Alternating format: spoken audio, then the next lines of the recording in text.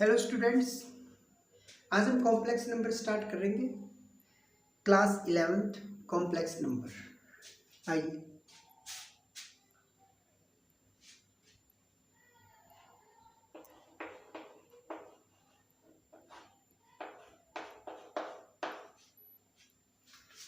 सबसे पहले हम ये पता लगाएंगे कि नीड ऑफ कॉम्प्लेक्स नंबर हमें किस लिए ज़रूरत पड़ी। कॉम्प्लेक्स नंबर की हमें ज़रूरत क्यों पड़ी, ठीक है। फिर इसका एक इमेजिनरी यूनिट होता है, उसको डिस्कस करेंगे। पहले तो देखते हैं नीड ऑफ कॉम्प्लेक्स नंबर। आइए, मान लीजिए एक मैं कोई रिलेशन लिख लेता हूँ या कोई इक्वेशन लिख लेता हूँ। Let a and b are two natural number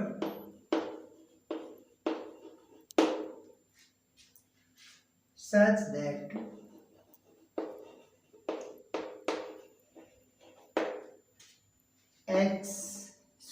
इसमें एक बात और ऐड कीजिए, such that b is greater than a. हम ये मान के चलते हैं कि दो नेचुरल नंबर हमारे पास, एक ए और एक बी। जो नेचुरल नंबर बी है ये आपका ग्रेटर है किससे? ए से। तो देखिए,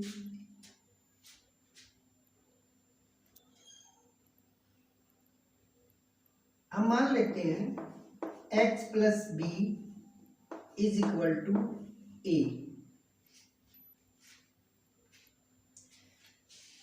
let's suppose in place of b we can put 4 और in place of a we can put 2। ठीक है, b क्या है? 2 से ग्रेट, सॉरी a से ग्रेटर है, तो 4 हम b को मान लेते हैं और a को क्या मान लेते हैं? 2 मान लेते हैं। तो आइए इक्वेशन में रखिए, x plus 4 is equal to 2।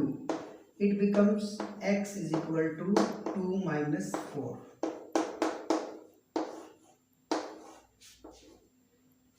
अगर हम इसके solution value of x is equal to minus 4, अगर हम x is equal to minus 4 को देखते हैं,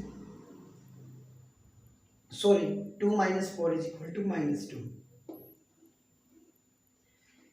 तो हम x के सॉल्यूशन के लिए, x की वैल्यू के लिए जाते हैं माइनस 2। क्या माइनस 2 जो का सॉल्यूशन आया, क्या वह सॉल्यूशन फॉर नेचुरल नंबर है? सोल्वेबल है? सोल्वेबल फॉर नेचुरल नंबर नहीं, क्योंकि क्या है ये x is equal to minus 2। ये एक इंटीजर तो है, क्योंकि इंटीजर में ऑल पॉजिटिव, इन जीरो और ऑल नेगेटिव। ठीक है, तो जो कंप्लीट नंबर होता है 1 2 3 4 5 6 7 8 9 10, ऐसे आपका नंबर आ सकता है।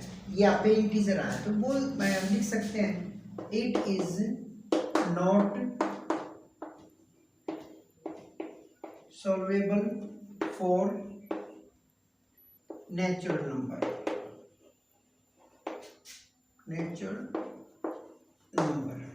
क्यों नहीं है? क्योंकि x की वैल्यू भी आपकी क्या नेचुरल नंबर होना चाहिए था। x की वैल्यू भी क्या होना चाहिए था? एक नेचुरल नंबर होना चाहिए था, जब भी तो सॉल्युबल होती। क्योंकि नेचुरल नंबर में नहीं है, ये किस में है? इंटीजर में। फिर हम लिख सकते हैं it is solvable for integers.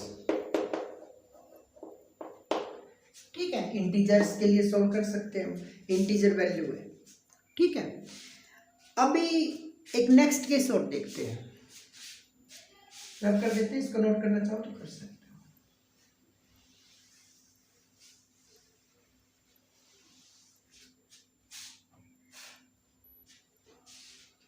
Late x into a is equal to b, where a and B are integers. A और B क्या है आपके इंटीजर्स हैं, ठीक है। हमने फर्स्ट केस में क्या किया, नेचुरल नंबर्स वो सोलेबल नहीं थे नेचुरल नंबर के लिए, क्योंकि जो रिजल्ट आया x की वैल्यू आई वो एक इंटीजर आया। अब हमने इंटीजर मान लिया, अब देखते हैं क्या ये सोल्वेबल है इंटीजर्स के लिए। रखिए यहाँ पे कोई भी मान लीजिए आप, let a is equal to 3, b is equal to 5. Put these values in place of a is equal to 3 and in place of b is equal to 5. We get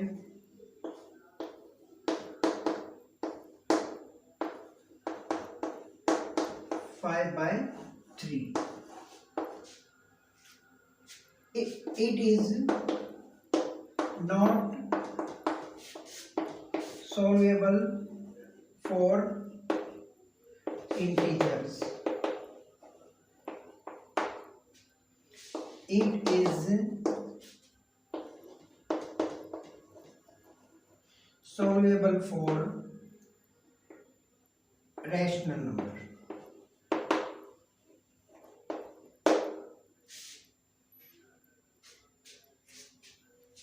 It is a rational number, लिख लीजिए आप।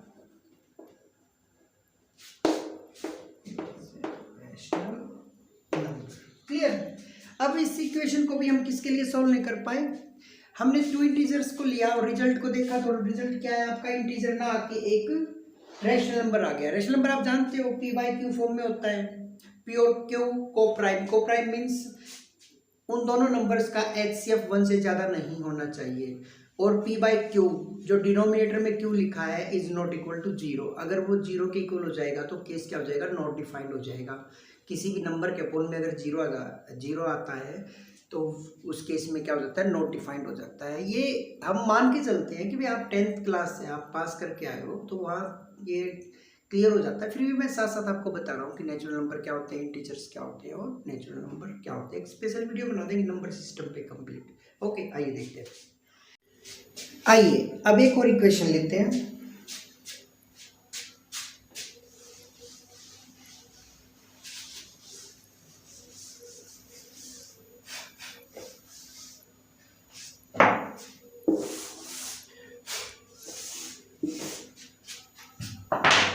Let x k is equal to 2. तो x की value क्या आ सकती है, x is equal to square root of 2 plus minus. तो these values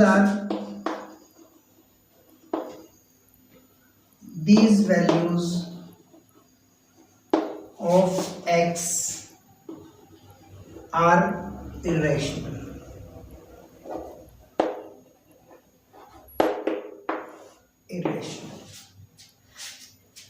natural number से लेके जो हम यहाँ इरेशनल तक, इरेशनल और रैशनल दोनों को मिला देते हैं तो कंप्लीट नंबर आ जाते हैं आपको 10th लेवल तक, और इन्हें बोला जाता है रियल नंबर, वास्तविक संख्याएं।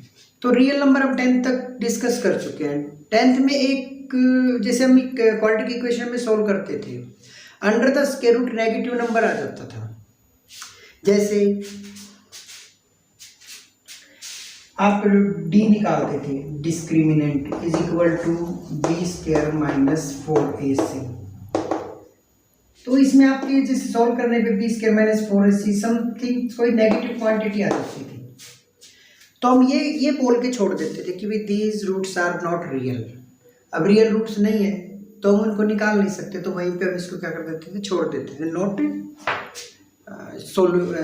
Soluble for real values. ठीक है, तो अब एक केस लेते हैं जिसमें सेम सिचुएशन क्रिएट होगी और उसे हम सॉल्व करने की कोशिश कैसे करते हैं, देखिए आइए ध्यान दीजिए। Let x square plus 1 is equal to 0। यदि यहाँ पे प्लस की जगह पे माइनस होता तो हम इसको सॉल्व कर लेते। ये माइनस है, इस तरफ आता पॉजिटिव 1, तो x की वैल्यूज क्या मिलती है हमें, square root of 1 plus minus, तो it means square root of 1 क्या होता है 1, पॉजिटिव क्वांटिटी है तो पॉजिटिव का क्या होता है स्क्वायर रूट ऑफ 1 का 1 प्लस माइनस, तो ये सॉल्वेबल हो जाता। बट मैंने लिया पॉजिटिव, तो इसको कैसे हमें कैसे सॉल्व करेंगे इसे, आइए देखते हैं। जैसे हम इस इक्वेशन को सॉल्व करने जाते हैं तो x square is equal to आपका आ जाता है, इट बिकम्स -1। फिर एक्स की वैल्यू निकालते हैं तो क्या आता है स्क्वायर रूट ऑफ -1। जैसे ये स्क्वायर रूट ऑफ -1 आ जाता है, इसकी वैल्यू हम फाइंड आउट नहीं कर पाते, इमेजिन कर लेते हैं। क्या कर लेते हैं, इमेजिन कर लेते हैं। तो हम इमेजिन करते हैं कि क्यों ना भाई इसको, अगर हम इस वैल्यू को अगर हम कोई जैसे आई से डिनोट कर देते हैं, आयोटा बोलते हैं, लेकिन I is taken from imaginary, ठीक है, उसको फिर सिंपली हम आयोटा से बोल लेंगे। लेकिन मान लीजिए हम इसको आई डिनोट कर देते हैं, अभी आयोटा मत समझिए, आप आई समझिए। मान लीजिए मैंने इसको क्या पुट कर दिया, put root -1 is equal to i, तो x की वैल्यू क्या होगा, x is equal to i. तो इमेजिन ही तो की है हमने वैल्यू, x को क्या मान लिया i। तो अब देखते हैं इसको सेटिस्फाई करती है इक्वेशन को। जैसे हम i x की जगह क्या रखते हैं, i होल स्क्वायर प्लस 1, ये तो हमने पुट किया था। अगर हम स्केयरिंग लेते हैं दोनों तरफ, squaring on both sides, -1 is equal to i square. तो इस आई स्केयर को अगर मैं -1 से रिप्लेस कर देता हूँ, -1 + 1 is equal to 0 which is equal to right hand side. तो इस प्रकार हमने जो स्क्वायर रूट ऑफ -1 को आई डिनोट किया, इसी को हमने क्या मान लिया, स्क्वायर रूट ऑफ -1 को आयोटा। इस प्रकार ये इमेजिनरी यूनिट एक क्रिएट हुई। अब इस पे इसके हम थोड़ा आगे फर्दर स्टडी करेंगे कि हम जैसे कॉम्प्लेक्स नंबर को सोल्व करने में आयोटा की 2, आयोटा 3, आयोटा 4, आयोटा 5, आयोटा 6 इनकी वैल्यूज क्या होंगी, आइए देखते हैं।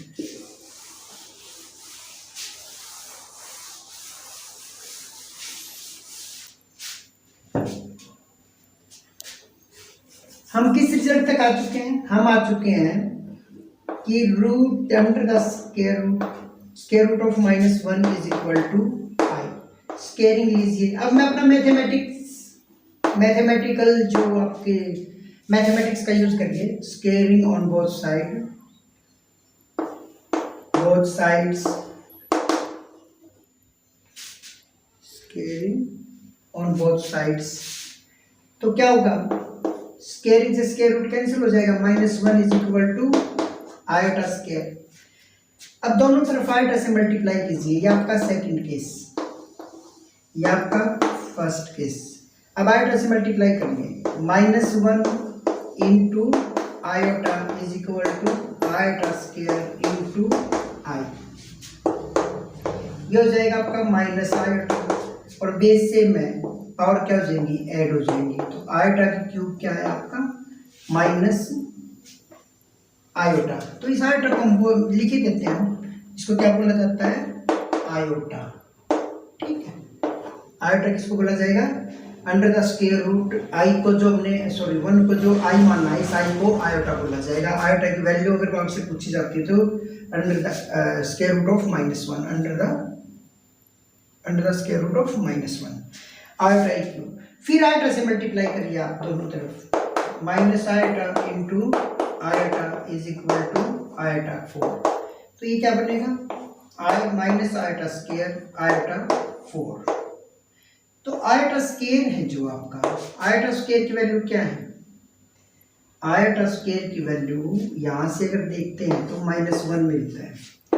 तो यहाँ से क्या लिखेंगे, minus iota square, in place of iota square -1, right hand side क्या है आयोटा के 4, तो आयोटा 4 क्या है आपका 1। अब ये 4 रिजल्ट्स हमारे लिए बहुत इंपॉर्टेंट हो जाते हैं, third one and fourth one. In results को, इन वैल्यूज को आप सबको याद रखना है। इन वैल्यूज का बहुत इंपॉर्टेंट रोल प्ले करेंगे आने वाले समय में, जब जैसे जैसे हम कॉम्प्लेक्स नंबर को आगे स्टडी करते हैं।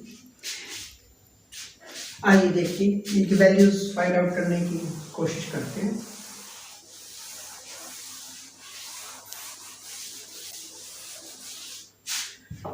Four values, yes, square root of -1 is equal to iota -1, iota square is equal to -1, iota cube is equal to minus iota, iota 4 is equal to 1.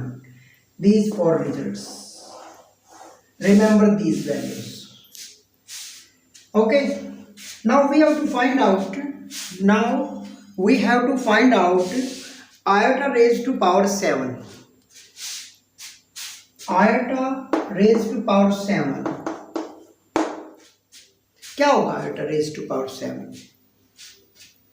देखिए, दिस इज 7, इस 7 को 4 से divide करिए आप, क्या करिए 4 से। देखिए मोस्ट स्टेबल वैल्यू क्या है iota raise to power 4, 1 stable value.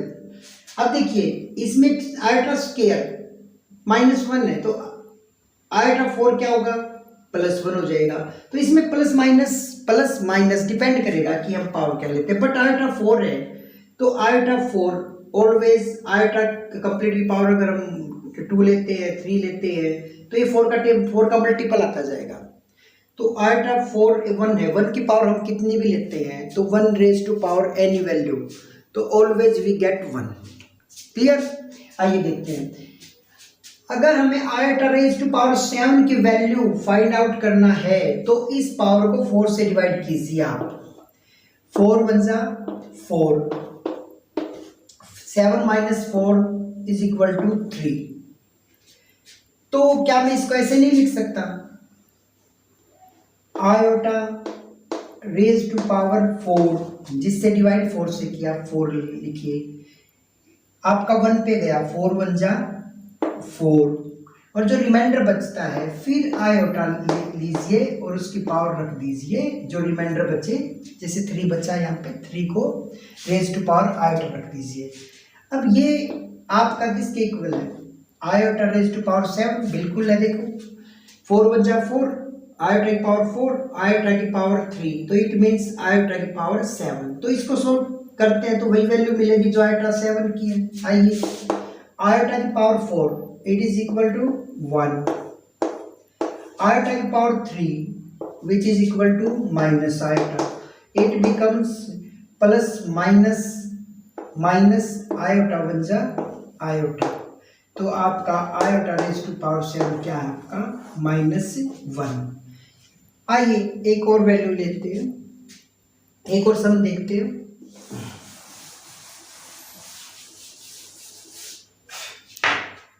मान लीजिए iota raise to power 39, same method 39 4 से डिवाइड कीजिए, 4 9 जा 36, 39 माइनस 36 रिमाइंडर अगेन 3, तो we can write iota raise to power 4 again raise to power 9 whole raise to power 9 into iota की power 3, 4 9 जा 36, base की power हो जाए, आयोटा की पावर हो जाएगी 36, यहाँ पे आयोटा की पावर 3 है, बेस सेम है तो 39 हो जाएगा, बिल्कुल ठीक है। आइए आयोटा की पावर 4 क्या होता है 1 की पावर आप 9, आप कोई भी वैल्यू लेते हो आप 1 की तो क्या मिलेगा 1 ही मिलेगा। आयोटा की पावर 3, तो 1 की पावर 9 1 और आयोटा की power 3 which is equal to minus iota, again minus iota. ठीक है, एक वैल्यू और लेते हैं। आप कितनी भी बड़ी पावर ले सकते हो, मैं ज़्यादा बड़ी नहीं ले रहा, इसलिए नहीं क्योंकि आपके लिए नया टॉपिक है, थोड़ा छोटी पावर को आप समझ आ जाएगा, हाँ सर ने ऐसे किया है, तो आप कितनी भी पावर ले सकते हो, 512, 513, 1011, कोई भी पावर ले सकते हो। अब मैं नेगेटिव पावर लेता हूँ, iota is raise to power -39, इसके लिए देखते हैं। एक मिनट के लिए इसको आप रेसिप्रोकल हम ऐसे लिख सकते हैं, इसको पॉजिटिव बनाने के लिए लिख सकते हैं। अब वही है, इसको क्या करेंगे, 39 को 4 से डिवाइड करेंगे, 4 9 जा 36, रिमाइंडर क्या है आपका 3, 1 आयोटा रेज टू पावर 4 9, और आपका जो आयोटा रेज जो बेस है ये आयोटा पे, ठीक है। आयोटा से जो रिमाइंडर बचा ये भी तो आयोटा की पावर में है ना, तो आयोटा का ही पावर में आएगा रिमाइंडर, तो इट बिकम्स 1 आयोटा की power 4 1 raise to power 9 into iota की पावर 3।